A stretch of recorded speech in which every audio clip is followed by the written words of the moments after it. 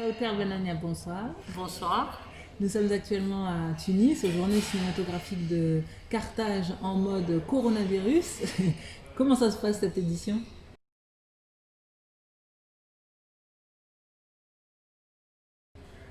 C'est très particulier, les journées cinématographiques de Carthage 2020 à cause de la pandémie qui a touché tout le monde. Donc c'est un festival plus vide, avec sans compétition, avec moins d'invités. Moi j'ai passé mon film hier, L'homme qui a vendu sa peau. La salle était pleine, mais à 50%, mais était pleine quand même.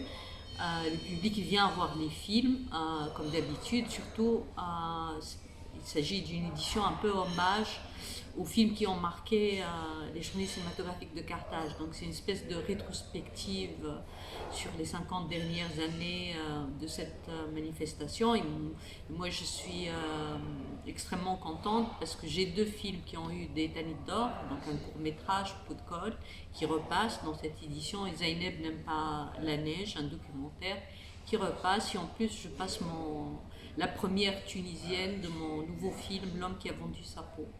Donc les JCC et vous, c'est une histoire d'amour un peu, non?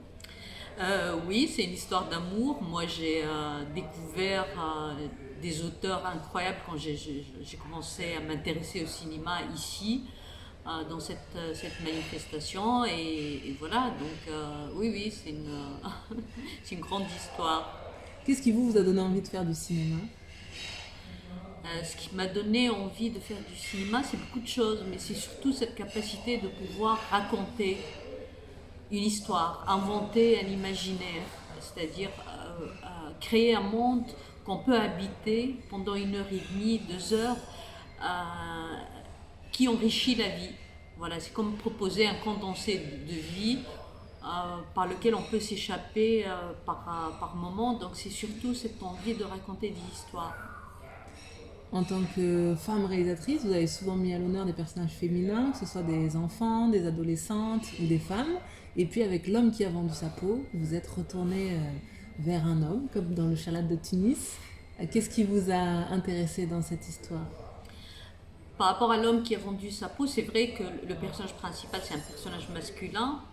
Mais c'est, comment dire, moi, c'est une notion qui m'intéresse beaucoup, réfléchir autour de la féminité, de la masculinité, surtout la masculinité vulnérable, défaite, on va dire, qui n'a pas le pouvoir. Donc c'est un réfugié, il est né, comme il le dit, du mauvais côté du monde, il n'a pas les privilèges, on va dire, des Occidentaux qui ont des passeports, ils peuvent voyager n'importe où.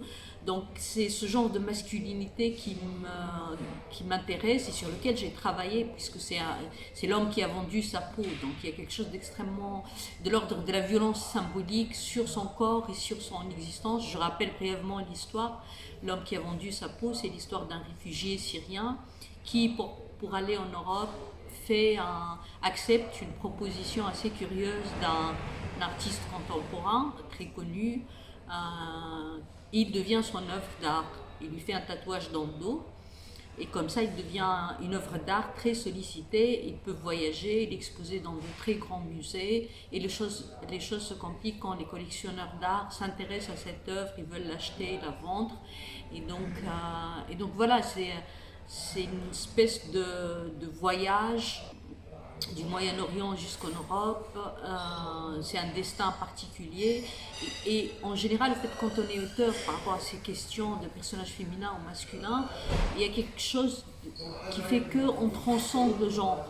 C'est-à-dire il faut qu'on soit capable de comprendre un homme, une femme, un enfant.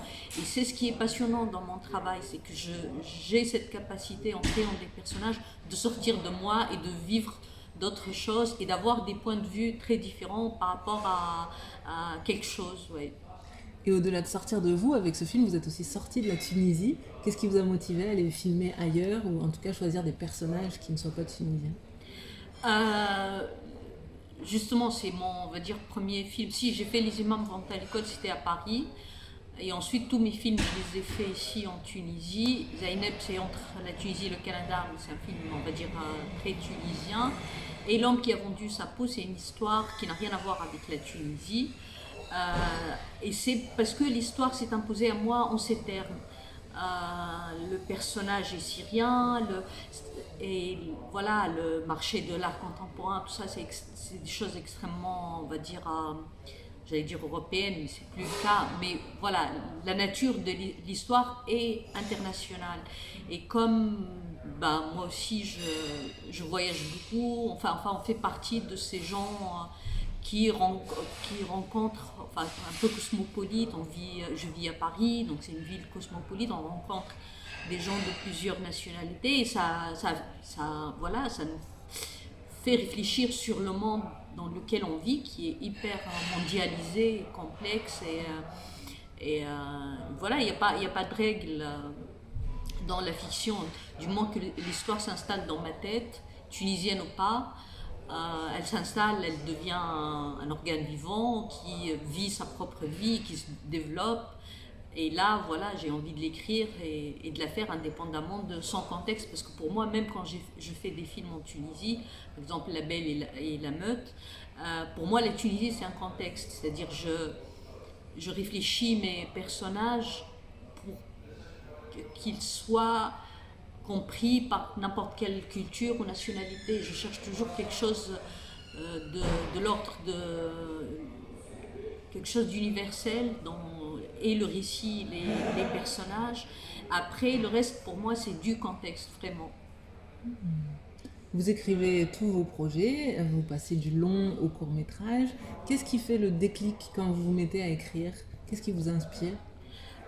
J'écris en général après des mois et parfois des années de gestation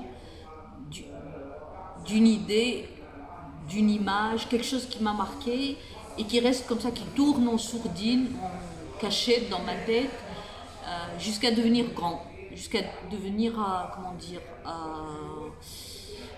une squelette, quelque chose qui vit, qui est vibrant et qui se complexifie.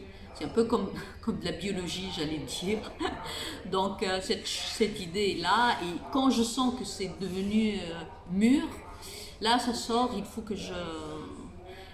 me faut du papier, il faut écrire, et là commence une deuxième étape qui est celle de la réécriture.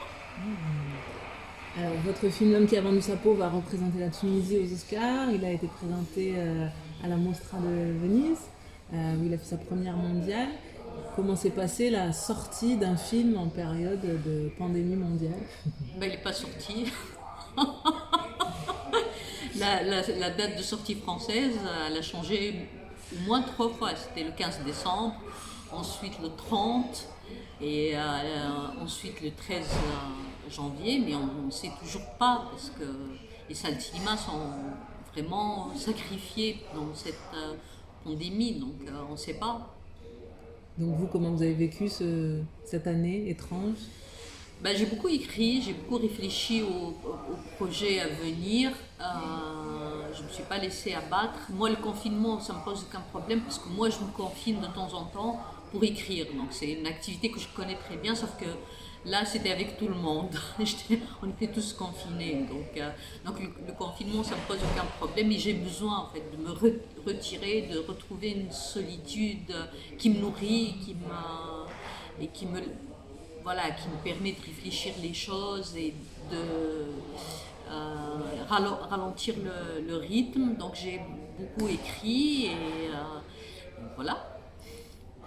Un prochain projet en cours? Oui, j'ai des projets en cours.